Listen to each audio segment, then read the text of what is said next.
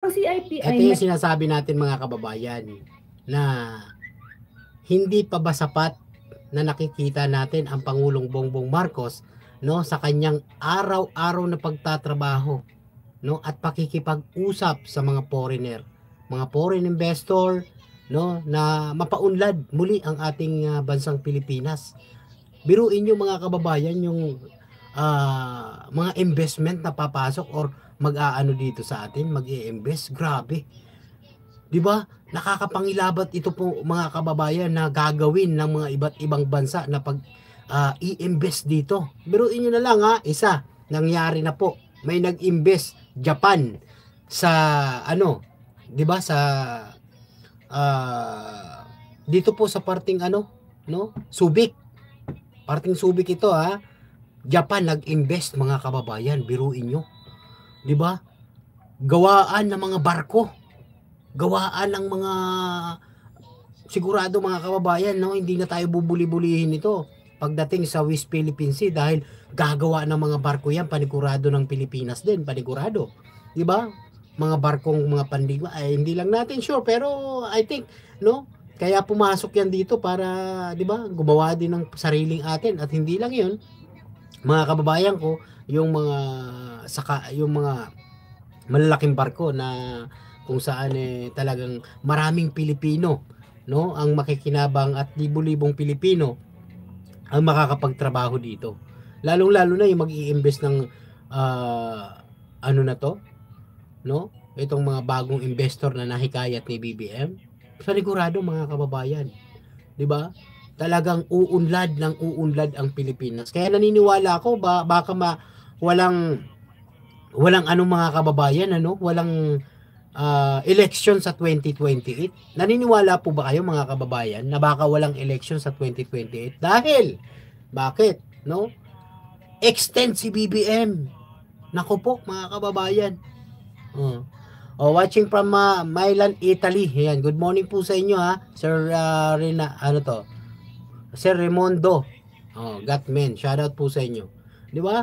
Comment nga kayo mga kababayan. Naniniwala kasi ako mga kababayan, talaga baka mag-extend talaga ito. Walang walang election sa 2028 kasi mga kababayan nakikita natin, no? Na kahit anong paninira ng mga iba't ibang bansa, no?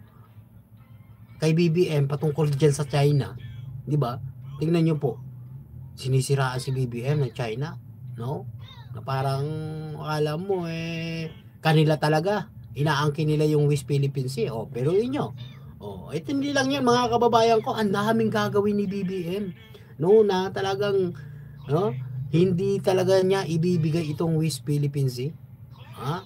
'Di ba? Hindi lang 'yun. 'Di ba? Paninira din ng mga dilis at saka mga kritiko ni BBM. 'Di ba?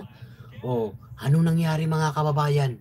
Si BBM lang po ang tanging presidente na gumawa nito. 'Di ba?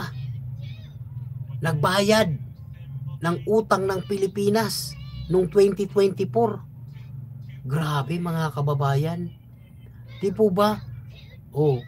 Tapos nanghihikayat ng mga mag-i-invest dito na talagang maraming mga kababayan natin, mga Pilipino ang makakapagtrabaho na hindi na maghihirap, lahat tayo aangat, 'di ba? Aangat tayo ng aangat, hindi yung iilan lang yung nakikinabang, no? Nakikinabang sa pangungurakot. Eto na nga, mga kababayan ko, 'di ba? Pakikinggan natin mga kababayan ang sinabi ni Attorney Claire Castro dito na binigay diin ni PBBM, no, na talagang itong mga foreign investor na mga mag-i-invest dito sa Pilipinas, no, ay siyang makakatulong sa mga Pilipino. Nako po, extend na talaga to mga kababayan. Naniniwala po ako diyan. Ma'am Rose at Ma'am Alia at Ma'am Violeta ba to? Shoutout po sa inyo Good morning po mga kababayan ko. Ayan, pakinggan natin. May commitment na magtayo ng kanilang unang $3 billion offshore wind farm project na itatayo sa Camarines Sur. Grabe. Ang kanilang kauna-unahang project mo, Bicol sa yan, Southeast Asia. Sa ganitong investment, patunay lamang na mataas pa rin ang kumpiyansa ng mga dayong investors na mamuhunan sa Pilipinas. Grabe Tingnan nyo mga foreign investor, mga kababayan.